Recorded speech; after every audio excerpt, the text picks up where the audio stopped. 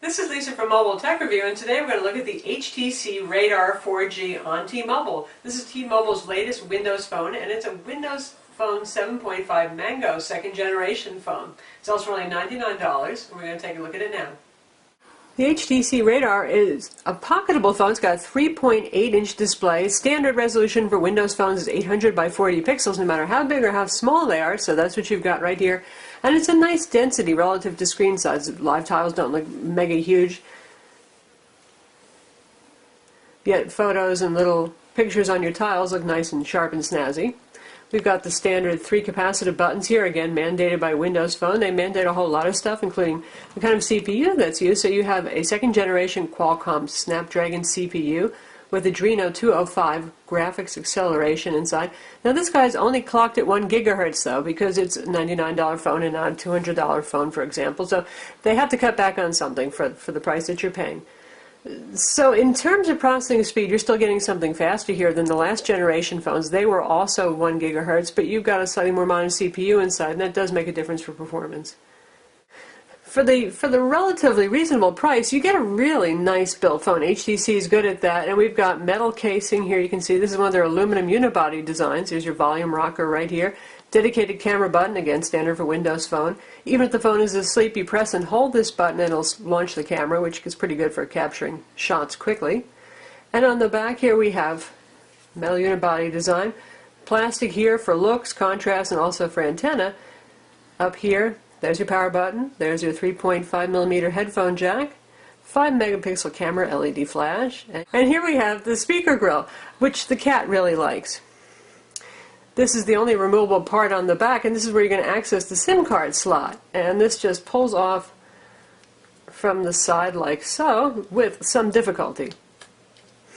So you wrestled the little plastic cover off, and you can see there's antenna contacts here, so you need to keep this on if you actually want to get reception with the phone, by the way. But here's your SIM card slot. And really nothing else to see there. You cannot access the 1520 milliamp battery. It is sealed inside this unibody casing. And here is your micro USB port, by the way, for charging and for syncing with Zune on Windows desktops, and you can use the Mac Windows Media Connector on Macs to sync this phone to iTunes and to copy information on and off the phone. You can also sync stuff up to the cloud, Windows Live, Facebook, Twitter, all that kind of stuff. But Windows Live is pretty handy for getting anything and everything on and off the phone using a cloud service. What's the other gotcha for $99? You don't get as much storage as you do on some of the other phones. Most of them have 16 gigs of internal storage. This one only has 8, with about 6.5 gigs being available. Now that's not so bad. When you're looking at something that is a Zune phone, music phone, and you want to load some videos, well, you can fill that up pretty quickly. So keep that in mind, because there is no expansion card. Expansion cards are pretty difficult to deal with in Windows Phone 7, so manufacturers just don't make user-accessible micro SD card slots. The phone's 1520 milliamp battery, it lasts pretty long. I had no problem getting through about a day and a half on a charge with moderate use. That's one nice thing about having a single core CPU, and in fact this one being underclocked is just a 1 gigahertz CPU. It really lasts a long time. It's kind of refreshing if you've been using a big powerful phone that really sucks battery power, or something with the first generation processor that was less power frugal. Screen on this is one of HTC's Super LCD displays, and it has very good viewing angles, and it's nice and bright and sharp. Right now we're actually just set at medium brightness, and it's looking pretty good. Helps that as a white background. This is the so-called HTC theme, which is just a white background with the green tiles, but you can change it to the usual more common black background and change the tiles to suit yourself. It's not quite as nice looking as the Super AMOLED in terms of color vividness on the Samsung Focus Flash. This is AT&T's more affordable Windows Phone, and this is $49 with a contract right now, and has a 1.4 gigahertz processor, also a 5 megapixel camera. But the HTC actually takes a little bit better pictures than the Samsung. But in terms of viewing angles, you can see they're both fairly good. And the colors are not bad at all in the HTC. I like them quite well. And they tend to be a little bit more accurate, a little warmer than Super AMOLED we see on the Samsung Focus Flash. Now we compare it to its big cousin here at AT&T. This is the HTC Titan. This is AT&T's, one of AT&T's high-end Windows phones. We wish that T-Mobile would offer a high-end alternative too, for those of you who have more money to spend and like to get the best possible specs. But obviously the Titan earns its name by having a 4.7-inch display, so it's lots bigger than the much more pocketable HTC Radar 4G. Similar design aesthetic with the metal backs and the plastic caps at the bottom. Both good looking phones.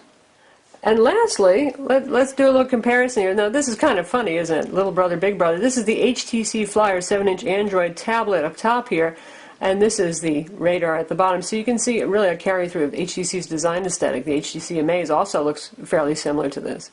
The second generation high-end Windows phones have 8 megapixel cameras. This one only has a 5 megapixel camera, but it does have an f2.2 lens, which is pretty fast, and an illuminated backlit sensor, which means it's reasonably good at low-light shots. We're going to test out the camera now using our guest reviewer here, the cat.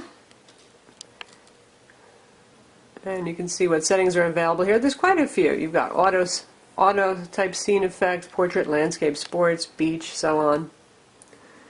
Panorama shots, burst shots, various picture effects, white balance, contrast, saturation, sharpness. So there's a lot of stuff here.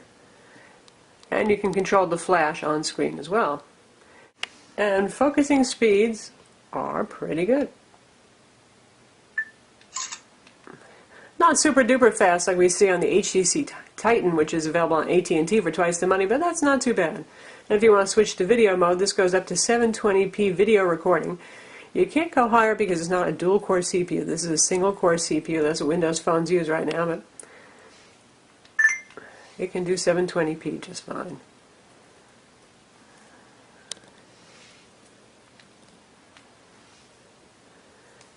And you can see the neat UI here. We can slide over to the video we just shot and check out how that came out.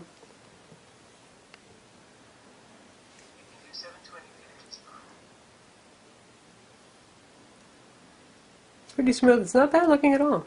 So good for a relatively speaking budget device.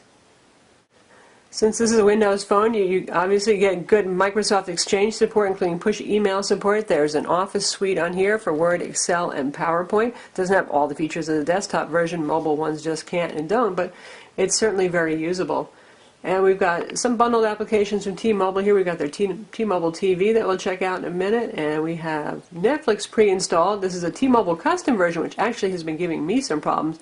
So I tried downloading the generic version from WindowsPhone.com, and that actually worked better. And we've got Telenav GPS provided by T-Mobile as well, which is a $10 a month subscription service if you don't like Bing Maps. And Bing Maps, by the way, does include navigation and spoken directions at this point, and it's pretty good. I know Google Maps is still everybody's all-time favorite, but it does a good job of routing and finding POIs. Since it's an HTC phone, we get the HTC Hub here. Each manufacturer is allowed to have one tile that they can put their software on, and HTC has a good selection of downloadable apps. And you can see that we've got their usual cool weather, and you can set up several locations here to get information. Side swipe, and you can get the stocks, and you can customize this with whatever stocks you want. News feeds here for, you got it, the news. And then we've got a list of their featured applications.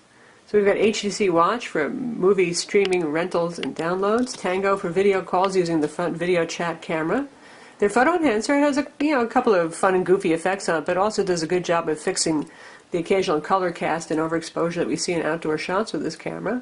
Connected Media Player is their version of DLNA, and it works reasonably well. The user interface, unlike most Windows Phone apps, is a little not as intuitive as I would like, but once you figure out what it's doing, it works, and that's what counts.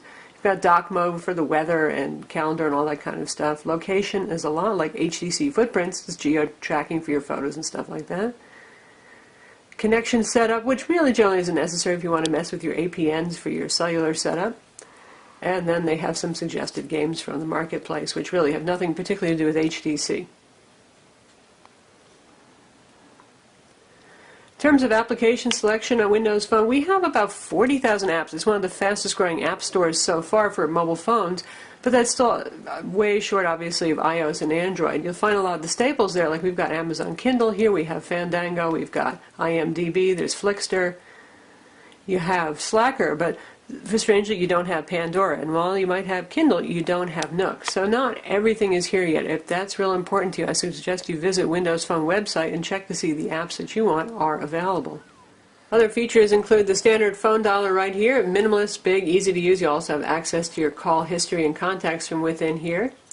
And it's placed right up top where you need it. Now you can move any of these tiles around by pressing and holding. Probably you want to leave the phone near the top though. We've got threaded messaging here. Hotmail is pre-set up because you're going to set this up with a Windows Live or Hotmail account when you first set up the phone. Xbox Live Gaming, which you've looked at Windows phones before, you've probably seen, is pretty good gaming. IE9 mobile's on board. No Adobe Flash though. It does HTML5 support, and you get mobile YouTube, which is fairly high quality these days. Got a photo viewer right here, a Zune music and video player. We'll take a look at that in a bit. And those are your standard built-in Windows apps. You've got an alarm clock, a calculator, calendar, very nice PIM applications. Microsoft does know how to make those. Some online help and how-to stuff. And you can set up email accounts of your choice, not just Exchange and Hotmail. You can actually use Gmail. You can sync Gmail to your Google Calendar and to your contacts as well. And you can do POP3 and IMAP email too. And the People application is a pretty neat hub that gives you access to all your social media stuff, your Twitter and your Facebook stuff right there. Pretty easy to get to. You can tap on that and click on links, visit websites, see photos, all that kind of thing. And then you've got your contacts there. And we'll take a look at the Zune music and video player. If you have a Zune Pass, you can actually get subscription music, all you can eat, for $15 a month, and you get 10 MP3 DRM free tracks with that too. But you don't have to subscribe to Zune to use this phone. And you can just burn your own discs or sideload your own media using the Zune desktop as well. But it's a really nice interface here, and you can see, it shows me what I've been playing recently. New stuff that I've downloaded and put on the phone. And we've got suggestion for some apps and stuff like that too. So if we take a look at the music interface, again, this is similar to the contacts. You've got alphabetical separation and a listing of stuff you've got here, and there's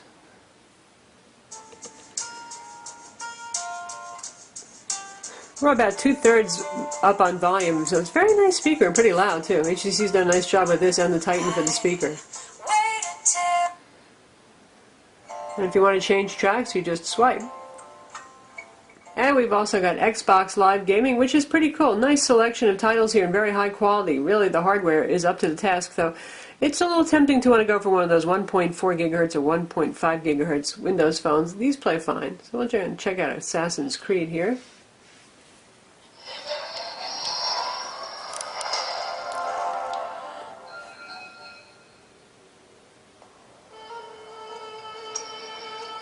A nice cutscene. A little distortion from the speaker on this one because it's quite loud. Finally, there's a settlement. A good opportunity to stretch out. Aleph is just ahead. Those are pretty good graphics. You don't need a dual-core CPU to do this, apparently, which is what Microsoft says.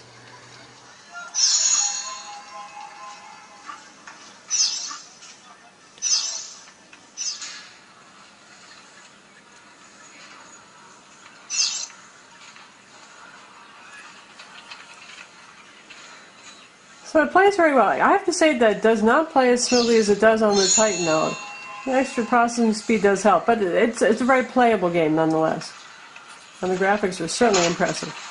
And there's a good selection of other games here. We have, of course, Angry Birds, you got Let's Golf 2, Ghostscape, Connectimals, driving games like Need for Speed, Sudoku, Minesweeper, Cro-Mag Rally. There's definitely enough to keep you busy here if you're a gamer. It's pretty fun. Now for multimedia, you can stream any HTML5 video, and that means mobile, YouTube video, that kind of thing. And we have T-Mobile TV here as well, which is powered by Mobi TV, and it's pretty much available on all of T-Mobile's phones these days. It costs $10 a month, and you get streaming and on-demand TV shows. So we'll just pick something in front here. And you can choose from full episodes and various other shorts. So we'll just pick a full episode from E! Entertainment. And this is over T-Mobile's network. That's pretty good quality. And it buffered up pretty fast too.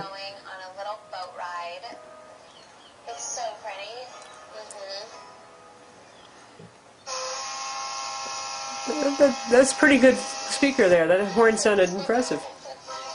So that's T-Mobile TV. And speaking of T-Mobile's network, this runs on their HSPA Plus network. It's 14.4 megabit per second network. So we get pretty good download speeds on this. We've been averaging about 3 to 4 megabit per second down and about 1 up, which is about standard for what we get on T-Mobile's 14.4 and 21 megabit per second HSPA Plus phones. Call quality on this is quite good. Outgoing call is very nice. Our call recipients really liked sound fullness and volume. Incoming call quality is good. Not the best I've ever heard, but it's pretty darn good. So that's the HTC Radar 4G. It's available now on T-Mobile for $99 with contract. What do you get? You get really nice build quality, a very good sharp display, and a pretty decent 5 megapixel camera. Voice quality is very good on this. It's only a 1 gigahertz CPU, but as you've seen, the phone is pretty quick and responsive. The only place I might wish I had a little bit faster speed was gaming, but the game was still certainly playable, especially since first-generation Windows phones were designed around 1 gigahertz CPUs. I'm Lisa from Mobile Tech Review. Visit our website to read the full review of the Radar 4G, and don't forget to subscribe to our YouTube channel.